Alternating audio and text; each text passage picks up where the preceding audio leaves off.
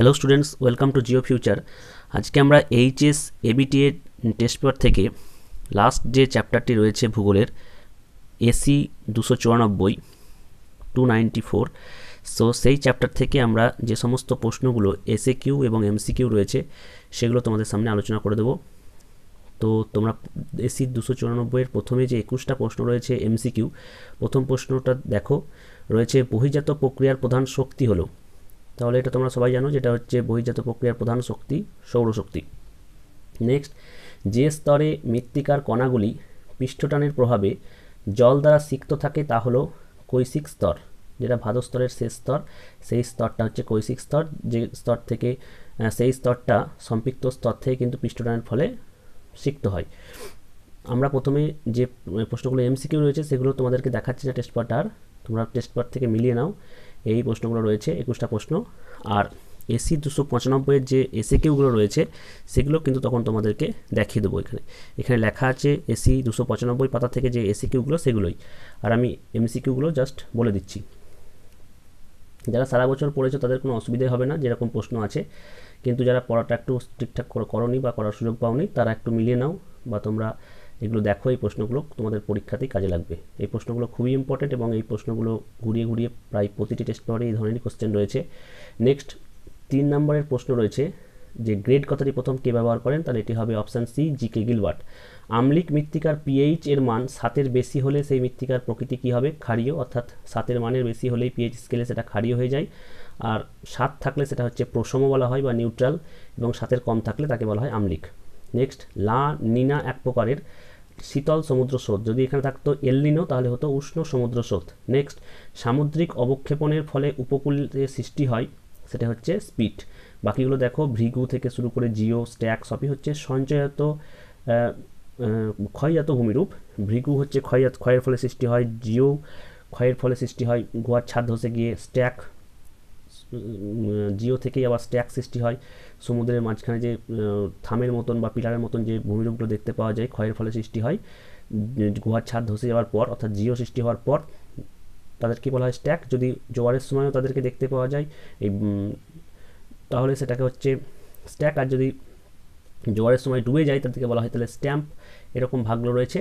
তো এদের মধ্যে সামুদ্রিক অবক্ষেপণের ফলে বা সঞ্চয়ের ফলে যেটা গঠিত হয় সেটা হচ্ছে একমাত্র স্পিট, আর এই স্পিট থেকেই পরবর্তীকালে সৃষ্টি হয় হুক।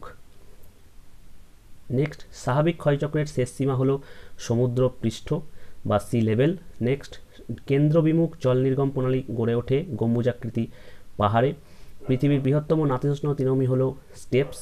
পৃথিবীর ফলের বাগান বলা হয় ভূমধ্যসাগরীয় জলবায়ুকে, যেহেতু এখানে ফল চাষের জন্য অনুকূল পরিবেশ পাওয়া যায়, যেহেতু এখানে শীতকালে বৃষ্টিপাত হয় তার জন্য এখানে এই ফলের বাগান বা জলপাই বিশেষ করে খুব ভালো চাষ হয়। নেক্সট হচ্ছে, যে জলবায়ু অঞ্চলে জীববৈচিত্র্য সর্বাধিক সেটি হচ্ছে নিরক্ষীয় বৃষ্টি অরণ্য। নেক্সট, একটি জলবায়ুগত দুর্যোগ হলো, এর মধ্যে রয়েছে বন্যা, খরা, এগুলো হচ্ছে জলবায়ুগত দুর্যোগ, অর্থাৎ জলবায়ু বা আবহাওয়া এই সমস্ত কারণেই কিন্তু এই দুর্যোগগুলোর সৃষ্টি হয়, অত্যধিক বৃষ্টি হওয়ার ফলে বা বৃষ্টি না হওয়ার ফলে। এগুলো বৃষ্টি না হওয়ার ফলে হলে খরা, বৃষ্টি অত্যধিক হলে সেখানে বন্যা, এগুলো। এছাড়া যদি আমরা দেখি অগ্নুৎপাত বা সুনামি, সেগুলো হচ্ছে ভূপৃষ্ঠীয় দুর্যোগ। নেক্সট, অপারেশন ফ্লাড, তোমরা সকলেই জানো, খুবই একটা ইম্পর্টেন্ট প্রশ্ন। অপারেশন ফ্লাড হচ্ছে দুগ্ধ উৎপাদনের সঙ্গে যুক্ত, ভার্গিস কুরিয়েন করেছিলেন। নেক্সট, শস্য সমন্বয়ের ধারণার অবতারণা করেন জে.সি. উইভার। নেক্সট প্রশ্ন হচ্ছে, অস্থানু শিল্প বা যাকে বলা হয় সিকোরালগা শিল্প, সেটি হচ্ছে কার্পাস বয়ন শিল্প। যদি স্থানু বলতো তাহলে কিন্তু লৌহ ইস্পাত শিল্প, এই ধরনের শিল্পগুলো হতো। নেক্সট, ন্যূনতম ব্যয়তত্ত্বে সমপরিবহন ব্যয় রেখাকে কি বলে? আইসোটিম বলে। এখানে একটু স্পেলিং মিস্টেক রয়েছে, আইসোটিস লেখা আছে, সেটা হবে না, হবে আইসোটিম। এছাড়া বাকি যেগুলো রয়েছে আইসোথাম, যেগুলো তাপমাত্রাযুক্ত স্থান সেগুলোকে যে রেখা দ্বারা যুক্ত করা হয় সেগুলো হচ্ছে আইসোথার্ম। আইসোবার হচ্ছে একই উচ্চ চাপযুক্ত অঞ্চল, ফলে এগুলো হবে না, তো হবে এখানে আইসোটিম, যেটা শিল্পের সঙ্গে যুক্ত রয়েছে। নেক্সট, তথ্য প্রযুক্তি কোন স্তরের ক্রিয়াকলাপের সঙ্গে যুক্ত বা অন্তর্গত? সেটি হচ্ছে চতুর্থ।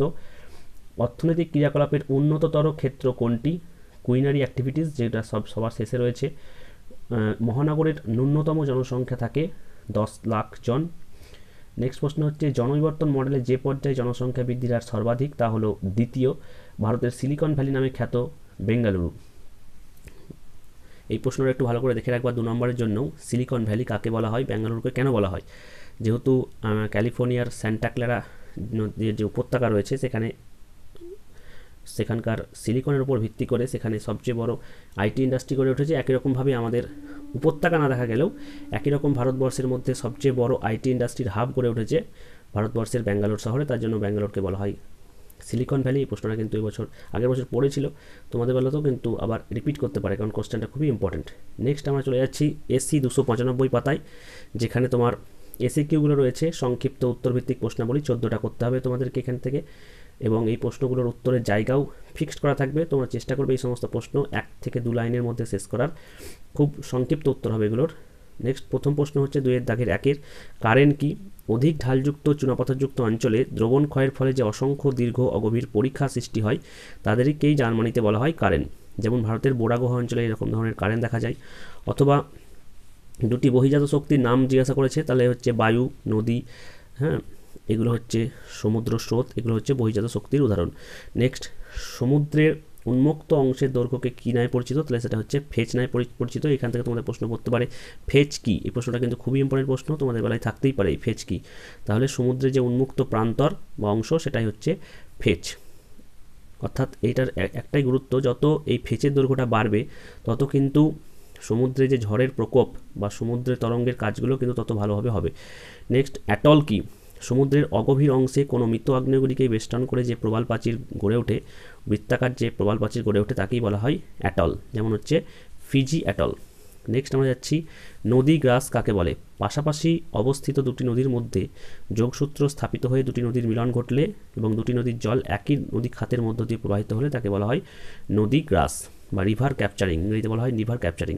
নেক্সট, ভূমির প্রারম্ভিক ঢাল অনুসারে গড়ে ওঠা নদীকে কী বলে? তাহলে সেটা হচ্ছে অনুগামী নদী বা কনসিকুয়েন্ট স্ট্রিম। নেক্সট, মৃত্তিকার এ ও বি স্তরকে একসঙ্গে কী বলে? তাহলে সেটা বলে সোলাম কি, এই সোলাম বলে।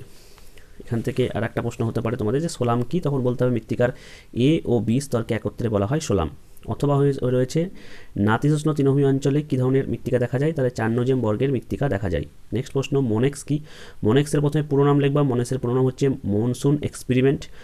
এটা কি না, তো বিশ্ব বায়ুমণ্ডলের গবেষণা প্রকল্পের তত্ত্বাবধানে মৌসুমী বায়ুর উৎপত্তি, গঠন, তার চরিত্র সম্পর্কে গবেষণার জন্য যে কার্যক্রম স্থির করা হয় বা কার্যক্রমগুলো নেওয়া হয় সেগুলি হচ্ছে মোনেক্স নামে পরিচিত। অথবা রসবি তরঙ্গ কাকে বলে? উত্তর গোলার্ধের ঊর্ধ্ব বায়ুমণ্ডলে জিওস্ট্রপিক বায়ু যখন পশ্চিম থেকে পূর্ব দিকে অতি দীর্ঘ তরঙ্গ সৃষ্টি করে প্রবাহিত হয় তখনই তাকে বলা হয় রসবি তরঙ্গ। নেক্সট হচ্ছে 7 নম্বরের প্রশ্ন, যে পূর্ব চীন সাগরে উদ্ভূত ঝড়কে কী বলা হয়? তাহলে পূর্ব চীন সাগরে উদ্ভূত ক্রান্তীয় ঘূর্ণিঝড়কে বলা হয় টাইফুন। চীন থেকে এসছে, দেখো চীনের নামের সঙ্গে একটা মিল রয়েছে টাইফুনের, এখান থেকে হচ্ছে চীন থেকে টাইফুন। জাপানে হচ্ছে তাইফু, এরকম বিভিন্ন রকম নাম রয়েছে। গ্রিন ডেটা বুক কাকে বলে? জাতিপুঞ্জ এবং বিশ্ব ব্যাংক যে লিখিত বইয়ে পৃথিবীর 200টির বেশি দেশের সংরক্ষিত বিরল বা বিপদগ্রস্ত উদ্ভিদের নাম সংরক্ষণ করে রাখে বা সেই দিয়ে তথ্যাবলী প্রকাশ করে তাকেই বলা হয় কি গ্রিন ডেটা বুক। অথবা হয়ে রয়েছে নিজস্ব প্রাকৃতিক পরিবেশে জীববৈচিত্র্য সংরক্ষণকে কী বলা হয়? তাকে বলা হয় ইনসিটু সংরক্ষণ। অর্থাৎ যখন কোনো জীব সেটের মধ্যে দিয়ে যাবে বা তার বিলুপ্তির একটা সম্ভাবনা থাকবে তখন তার নিজস্ব পরিবেশেই যখন তাকে সংরক্ষণ করা হবে তখন সেটাকে বলা হয় ইনসিটু। আর নিজস্ব পরিবেশ থেকে বা তার বাস্তুতন্ত্র থেকে উঠিয়ে নিয়ে গিয়ে অন্য একটা জায়গায় যখন তাকে সংরক্ষণ করা হবে তখন সেটাকে বলা হবে এক্সিটু। এগুলো মূলত চিড়িয়াখানা বা অ্যাকোরিয়াম এই ধরনের জায়গায় এই ধরনের সংরক্ষণ করা হয়। ইউট্রোফিকেশন কী ধরনের দুর্যোগ? জৈব দুর্যোগ। এই জৈব দুর্যোগ জায়গাটা খুব ভালোভাবে দেখে রাখবা, বারবারই এখান থেকে কিন্তু প্রশ্ন পড়ছে জৈব দুর্যোগ। তাহলে জৈব দুর্যোগ হচ্ছে ইউট্রোফিকেশন, এবং সেই সঙ্গে যে দুর্যোগগুলো রয়েছে খুব রিসেন্ট হলো আমাদের মহামারী, করোনা মহামারীর মতন এই ধরনের জিনিসগুলো কিন্তু জৈব দুর্যোগ। নেক্সট হচ্ছে ট্রাক ফার্মিং কাকে বলে? দৈনন্দিন প্রয়োজন পূরণে অতি পচনশীল শাকসবজি, ফল, ফুল ইত্যাদি শহরতলির বাগান থেকে ট্রাকে করে শহরের বাজারে নিয়ে আসা হয়। আমেরিকা যুক্তরাষ্ট্রে এই ধরনের ফার্মিংকেই বলা হয় কি ট্রাক ফার্মিং বা বাজার বাগান কৃষি। বাজার বাগান কৃষিকে আমেরিকা যুক্তরাষ্ট্রে ট্রাক ফার্মিং নামে পরিচিত। যেহেতু এই ধরনের ফসলগুলো ট্রাকে করে নিয়ে আসা হয় বাজারে, তার জন্য এটার আরেকটা নাম হচ্ছে ট্রাক ফার্মিং। তোমাদের বেলায় কিন্তু ট্রাক ফার্মিং না পড়ে বাজার বাগান কৃষিও পড়তে পারে। ফলে এই ধরনের রিলেটেড টার্মগুলো কিন্তু ভালোভাবে দেখে রাখবে। নেক্সট, আর্দ্র কৃষি কাকে বলে? নিয়মিত ও পর্যাপ্ত বৃষ্টিপাতযুক্ত অঞ্চলে জলসেচ ছাড়াই শুধুমাত্র বৃষ্টির জলের উপর নির্ভর করে যে ধরনের কৃষি প্রণালী গড়ে ওঠে তাদের কি বলা হয়? আর্দ্র কৃষি। আর্দ্র কৃষির প্রধান ফসল হচ্ছে ধান, আর শুষ্ক কৃষির প্রধান ফসল গম। নেক্সট, ভারতের একক বৃহত্তম শিল্প কোনটি? তাহলে সেটি হচ্ছে কার্পাস বয়ন শিল্প। আদর্শ মানুষ জমির অনুপাতকে কি বলে? কাম্য জনসংখ্যা বলে। অথবা রাস্তার দুপাশে রৈখিক কী ধরনের বসতি গড়ে ওঠে? তাহলে রৈখিক বসতি গড়ে ওঠে। ভারতের দীর্ঘতম সড়কপথের নাম NH44, যার আগের নাম ছিল NH7।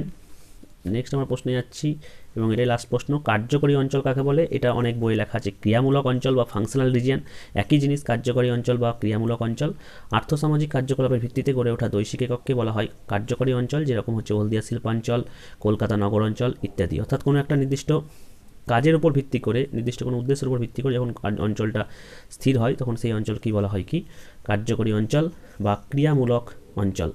তো এই ছিল এসি 294 এবং 295 পেজের যে প্রশ্নগুলো তাদের উত্তর। যদি এছাড়াও তোমাদের কোনো কোয়ারিজ থেকে থাকে অবশ্যই সেগুলো কমেন্ট বক্সে জানাও, আমরা সেগুলো পূরণ করার চেষ্টা করব। তো আমরা খুব শীঘ্রই এইচএস ভূগোলের সাজেশন তোমাদের এই চ্যানেলে আমরা পাবলিশ করব, তো তোমরা চ্যানেল ফলো রাখো। এখনকার মতো ভিডিওটি এখানে শেষ করছি। Thank you.